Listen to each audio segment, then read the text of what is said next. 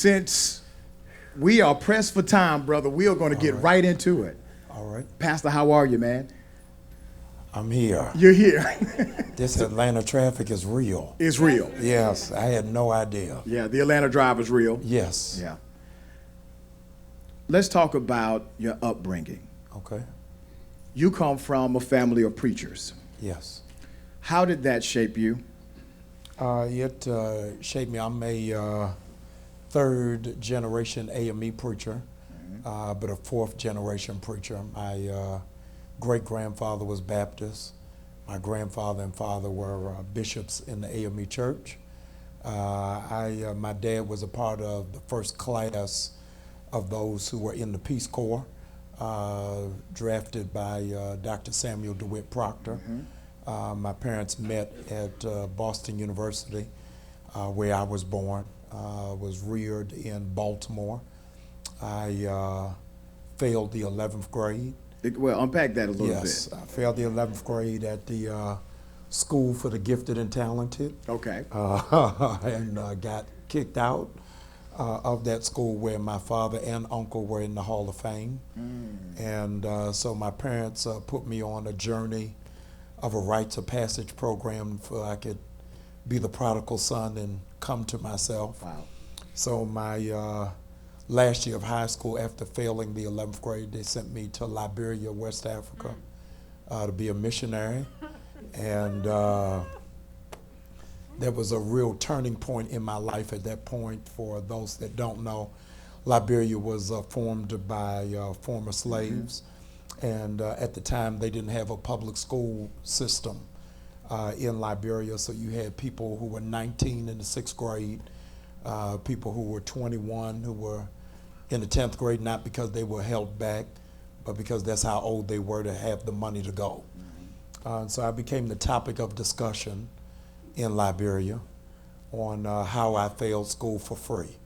That really gave me a readjustment on the value of education. I came out of doing that last year in Liberia and came to Morehouse as a part of the early college program, and really began to get my bearings. And Dean Crawford, who was Dean of Admissions at Morehouse at the end of that summer, said, are you going to be here for the fall? And I unpacked my story that I had to go do another year because I failed school. And Dean Crawford took me to the community college here in Atlanta, Fulton County, and got me a GED. So I was the first person Morehouse let in with a GED. Wow. And then I came back full circle after graduating from Morehouse and Duke. I was the youngest person since Dr. King that they let do the baccalaureate. So to be able to come full circle and now to be living in Atlanta. Absolutely. Is amazing. So that's my Cliff Notes. How important was education in your journey? Because you're sitting here as a man Yes. who struggled academically in some areas, Yes. got a GED, Yes. and today you are a bona fide scholar. Yes. How did that education create room for you? Jawanza Kunjufu wrote a book called To Be Popular or Smart. It says by the 6th grade, every black boy has got to decide whether they're going to be popular or smart. Wow. And I elected to be popular to my own deficiency. Every person in my immediate family has a doctorate degree, so they didn't even know how to minister to me because I was outside of that moment. You didn't make sense to them. I didn't make sense because my testing scores did not reflect my productivity.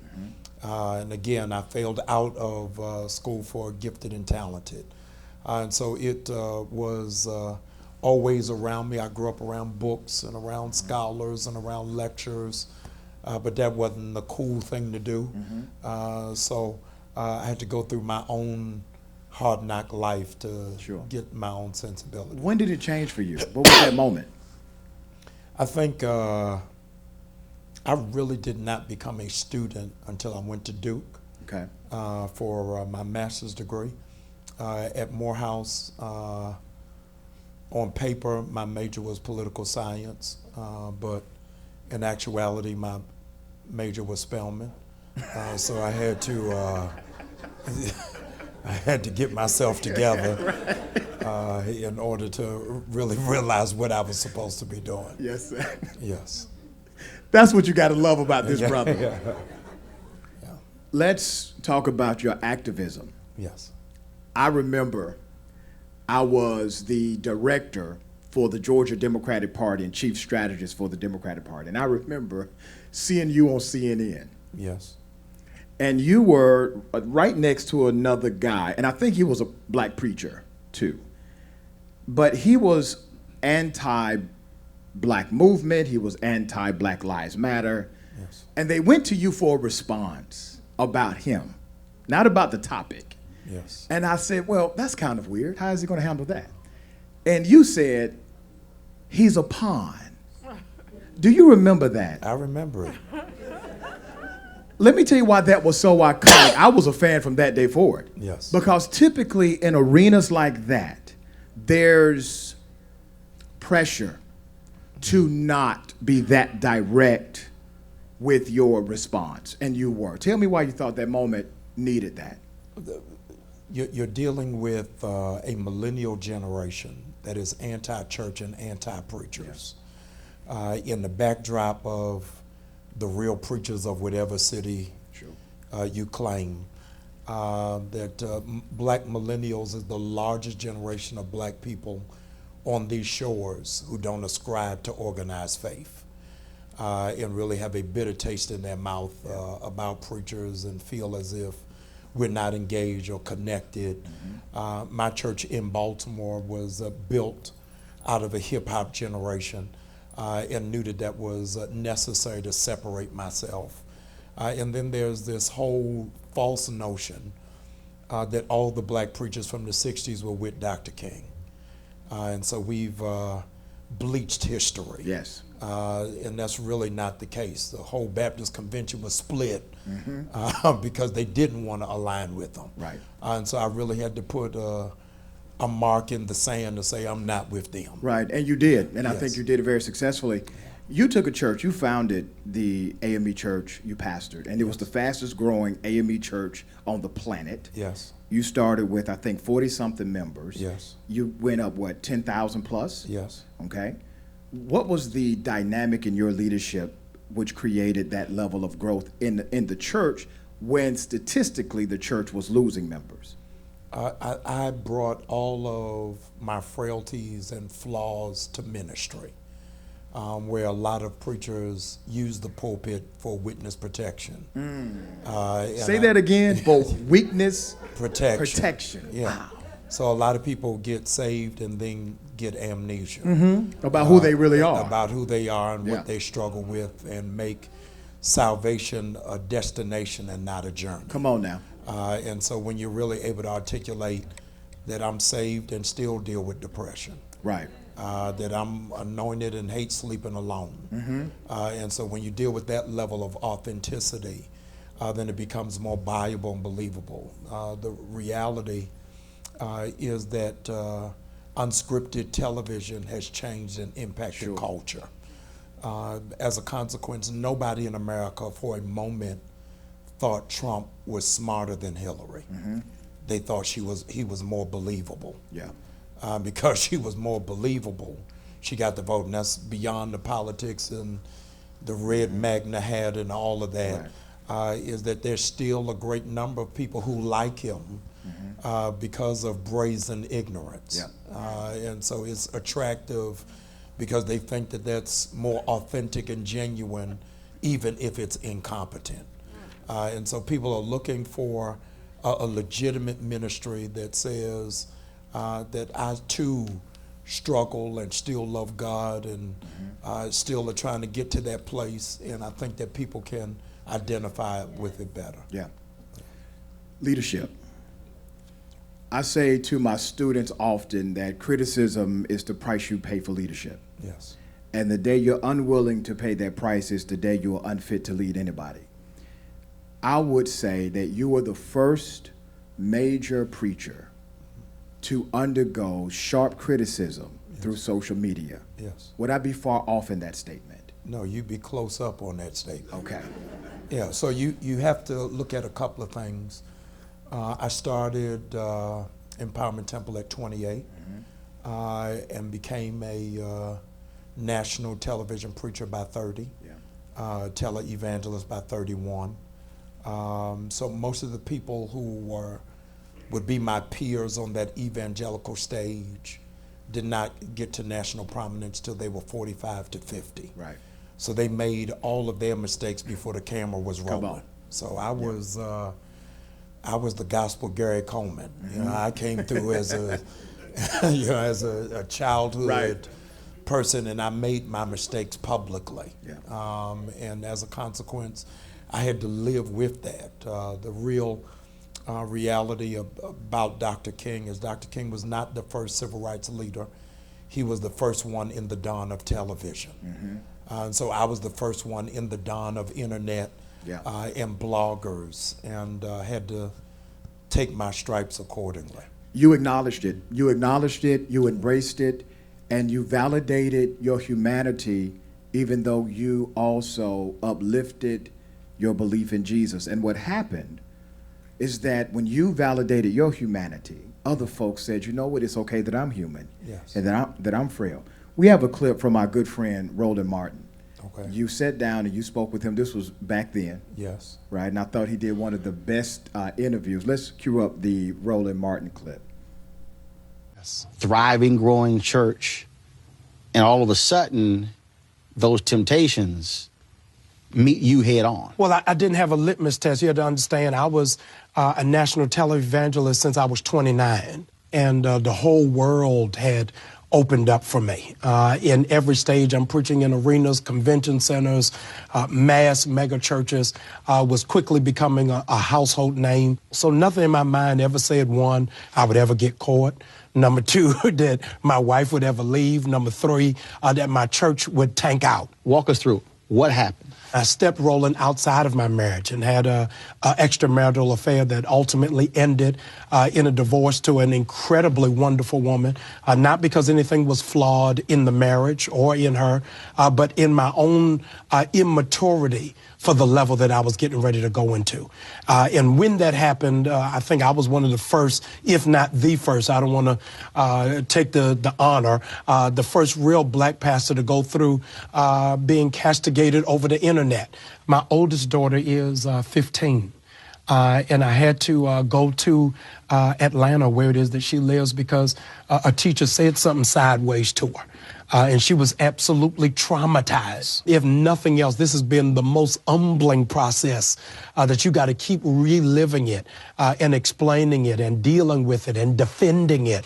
And nobody really understands that when you're in that public spotlight, you don't have the opportunity to process in private. So there's so much in that, and you don't have to defend that. What made you realize that you could be that honest on national television and still have strength enough in your leadership to overcome and lead thousands? I'm a church baby, and sometimes my mother told me years ago, sometimes you work under a bad boss so you learn what not to do. Sure. So those of us who grew up in the 80s, we remember Jimmy Swaggart, Jim Baker. So I knew that the crying game wasn't gonna work. No. You went, so I want to say this. I did a lot of research, and I could not find, and I think this was to your credit. Yes. I could not find one instance where you spiritualized it. You know what I mean? Yes. You never said it was spiritual warfare. Yes. You never said, come on now. Yes. You never said the devil made me do it. Yes. You never said the enemy was attacking my marriage. Yes. You didn't say any of that. No. Why? It wasn't a Jezebel spirit. It was. It was just. It was a Jamal spirit. And you have to. Shakespeare said, "To thine own self be true." Yes. And I think that that's really why a whole lot of people run out of church. Is that people will not take accountability for their actions and try to use scripture as a force field. to say that it was somebody seduced you. No, nobody seduced you if you were the one that pursued it. Yeah. Wow. We got to talk about transition. Yes. What was the day like when the church you founded realized that you were leaving? What was that day like? It was like Cleveland burning LeBron's jersey. Yeah. It was nobody expects you to leave what you started. Right. As a leader, why did you make that decision? John Eldridge wrote a book called Man at Heart. It says that every man has got to have a battle to fight, a war to win, and a woman to love. And I really felt that I had peaked in Baltimore. I had done, Negro spiritual. I done what he told me to do. When I started the church, Baltimore had a population of 1.2 million. Last year when I stepped down, the population was at 685,000. Wow. And so there wasn't much room to grow. So now when you meet people in Atlanta, you have to ask them, where are you from? Yeah. When you meet people in Baltimore, you ask them, what high school did you go to? Right. Because everybody is there. Yeah. And I really felt unchallenged and had hit a brick wall. So the last 2 years I had been floundering and frustrated. I'd done 3 services, had an elementary charter school, first in the state, highest test scores for any students in a charter school in Baltimore, had a family life center. Yeah. I'd helped quell the uprising in Baltimore after Freddie Gray. Right. And you had a tremendous political following as well. Yeah, had People wanted you to run for stuff. Absolutely. And it really was knocking me down. Soren Kierkegaard said that the greatest gateway to sin is not temptation, it's boredom.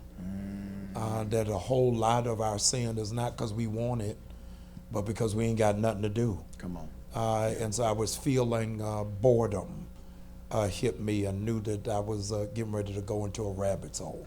Let me read a quote from a mutual friend, Tommy Deutsch. Yes. Tommy was the first one for us who confirmed you would be here in Atlanta. And he gave a quote, and I think he actually gave the quote to the AJC, and it says, I've known Jamal for years, dating all the way back to his NAACP days, and I've watched him grow his church from about 45 congregants to thousands of people, and I believe he'll make a wonderful fit. He was talking about New Birth.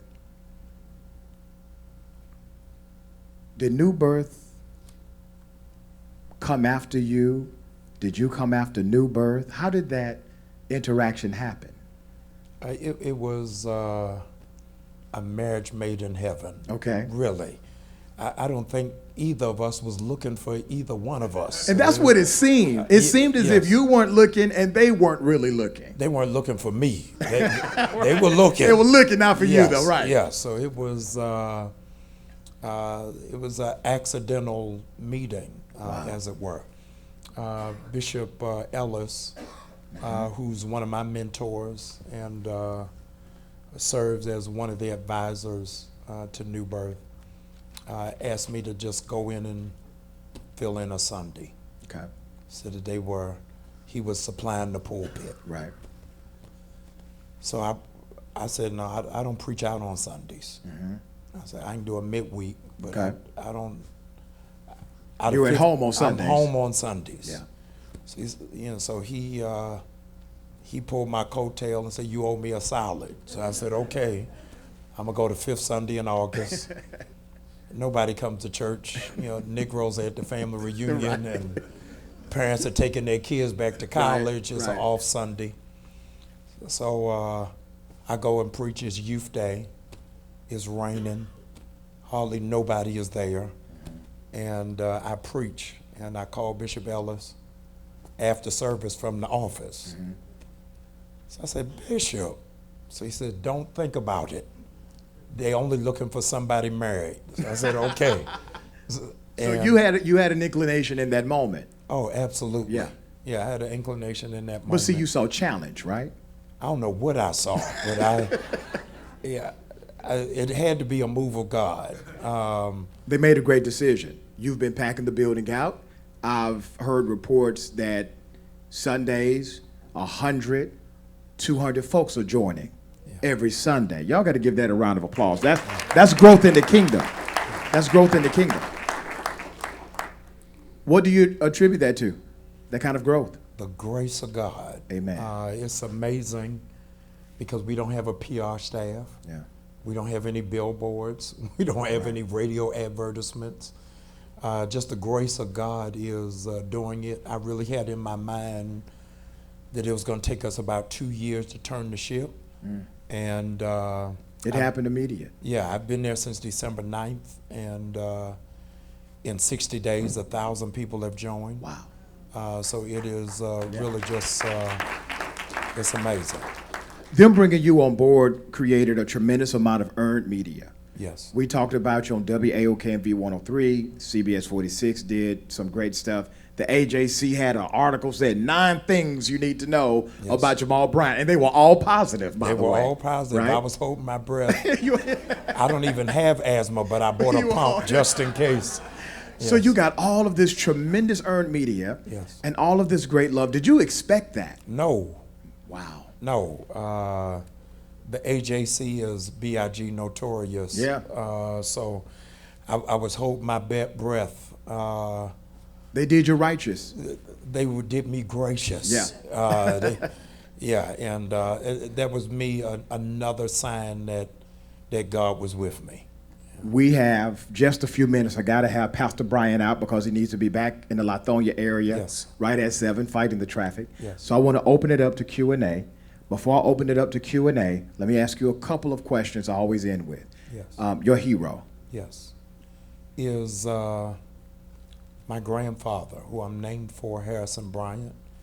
He's was born out of Georgetown, South Carolina, and went back to the 6th grade at 21 years of age. Wow. And then after pulling himself up by proverbial his own bootstraps, went to Wilberforce University in Ohio, and became the first one in our family to get a doctorate degree from Payne Seminary right across from Oberlin, and became a bishop in the AME Church. And his grace and strength is really amazing to me. He died my freshman year at Morehouse. Wow. And so I'm still enamored by his looming greatness. You did something that was quite remarkable that caused many other ministers to follow. You took a stand for Bennett College. Yes. They were at risk of losing accreditation. They needed to raise just a few $1,000,000. Yes. Really not a lot when you look at endowments of other colleges. Yes. You took a hard stand. You made a major contribution. You talked about it from the pulpit. You advocated about it on social media. Other preachers followed. They raised the money. They still lost the accreditation, but a federal judge in Atlanta gave it back to them temporarily. Yes. I have maintained that if it wasn't for you, I don't think they would have reached that goal, brother. Yes. What made you take that kind of stand for a college you did not go to, Right. but you knew was important to save? Well, number one, Bennett is actually Morehouse's sister school. Mm-hmm. And as I testified on this stage, that it was a HBCU that saved my life and gave me that opportunity. Now, that's in the backdrop of me having 2 parents with doctorate degrees. So say I didn't have that kind of support, Right. that I was from Bankhead, and say that I didn't interface with a dean that saw my potential, say I didn't have the presence of an educated father and grandfather, I don't know if I'd be sitting on this stage. That's right. So that they made that level of investment, I think I have a responsibility to pay it forward. Amen. Biggest regret? I got a lot of them. Yeah, I die daily. We don't have time, brother. No, this getting ready to be Throwback Thursdays, but I have a lot of regrets. I regret that in my rearing, preparing for ministry, that I never prepared me. So I learned how to argue a text and exegete and how to orate, but never did self-development. Wow. And so I had to do self-development on a stage. And so I regret that I wasn't preparing Right. for what God had already showed me. You hit on a dynamic I tell my students, and many of them are in the room today.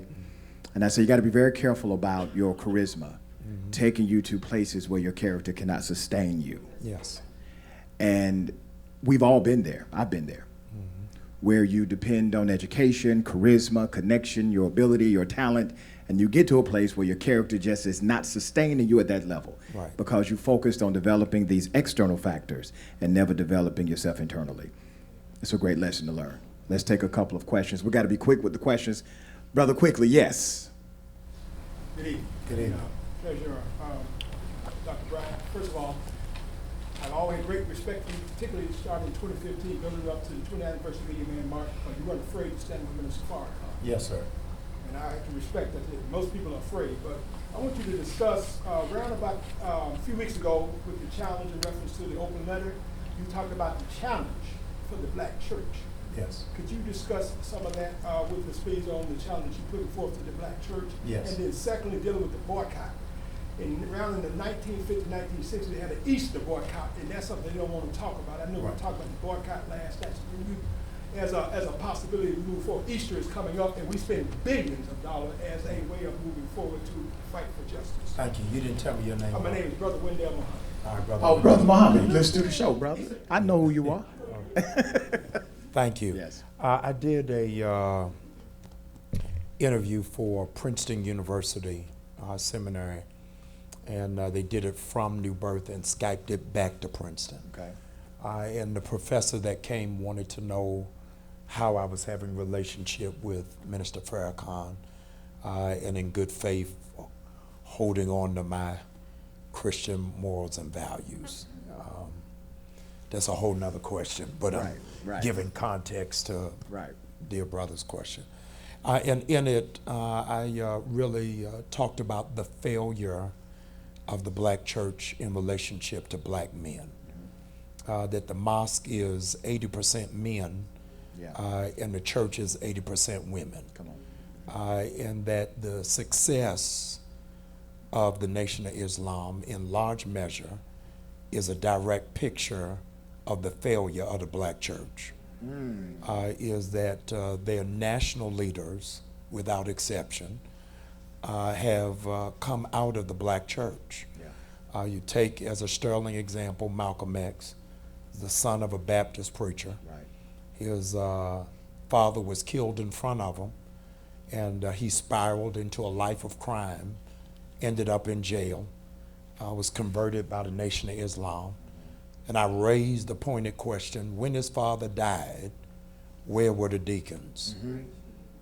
When his father died, who from the church surrounded him to give him what it is that he needed?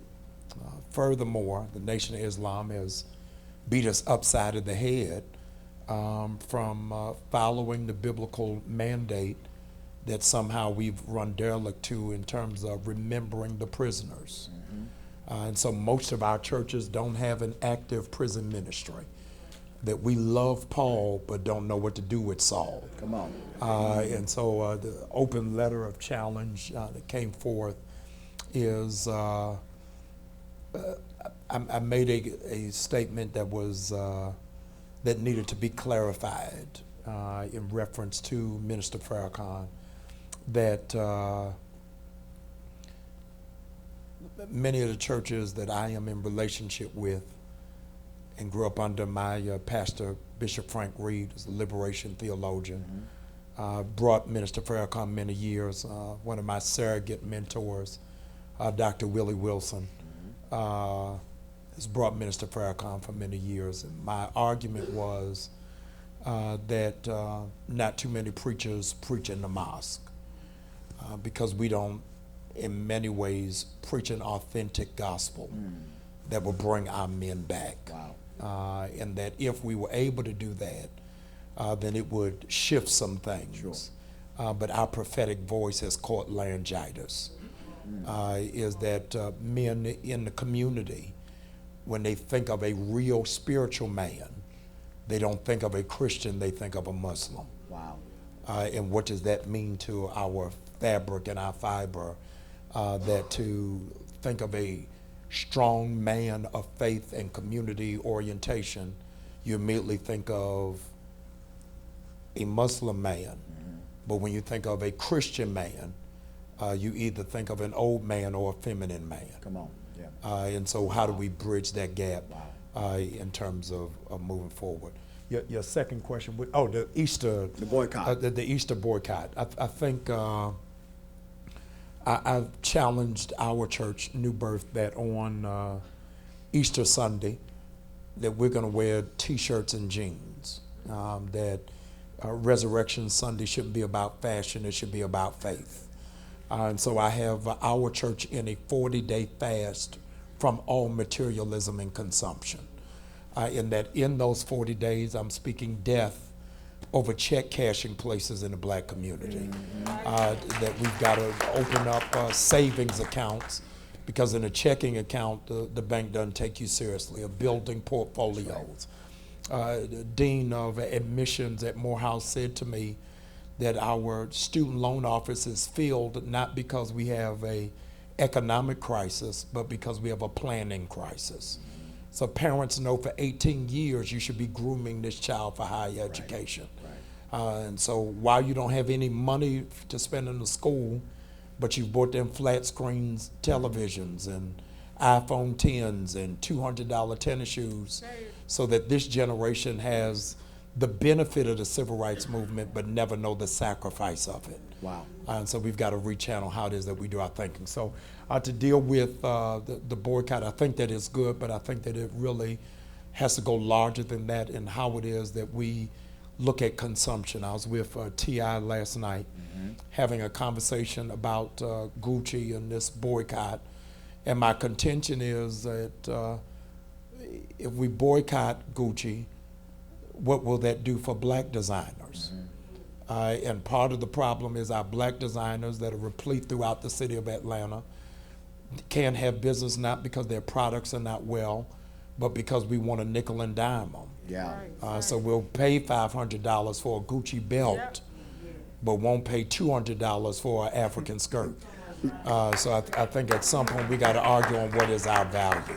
And he's speaking from a place of authenticity, because him and I have the same suit shop, same tailor, and it's all black owned, straight from the motherland, black owned. We ran into each other by happenstance at the suit shop.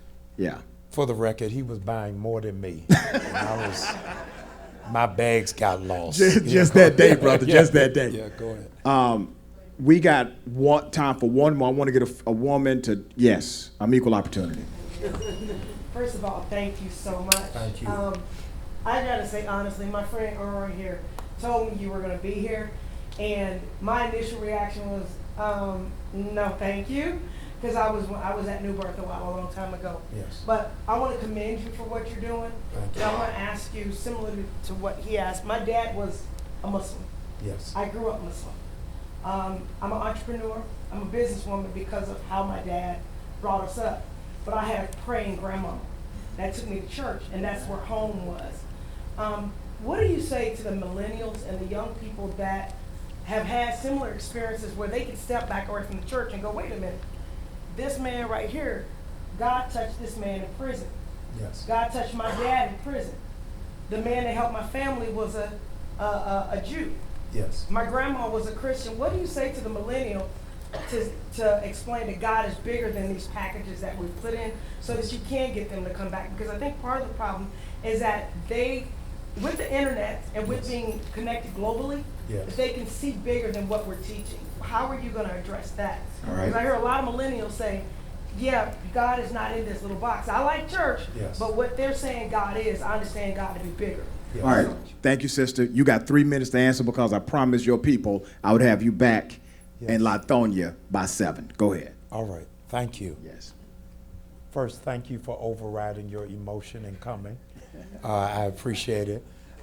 Gandhi said that that love doesn't have a religion, and I think that part of the failure of the church is that we have built God around rules and not relationship. And I often use the example about 2 years ago when I was pastoring in Baltimore. We had the funeral for one of the biggest drug dealers in my city, and my church smelled like we were in Kingston. And I'm preparing, some of y'all will get that later. I was preparing to give the eulogy. The church is packed and jammed. It looked like Easter. And there was an altercation at my back door, and I didn't know what it was. So I got out of the pulpit, went to the back door to see what the commotion was. And my dutiful ushers were trying to turn young men away because they wouldn't take their hats off. And I had to jump in and say, this may be the only time I can get them to church. That's right. And so I'm not going to lose this sole opportunity because they got hats on. And it was really a lot of things that we claim are religious are really cultural. Come on. Yeah. So God doesn't have any rules about you can't be on the praise team because you got a tattoo on your neck. And so we got to begin to separate some stuff just to get to the heart. When you love somebody at capacity, they'll be able to check themselves. So if you and I go to court tomorrow downtown Atlanta, and a young man is going to be standing before the judge pleading for his life with his pants hanging down his behind, with a white T-shirt on. But for him, it's clean. And that's what he has. And he doesn't have a father that taught him to tie a tie. You got to love people in the righteousness. If you and I are in relationship, you don't have to give rules. Because you and I are in relationship, you don't need to tell me to be home by 1. I'm going to be home because I love you, not because you gave me a rule.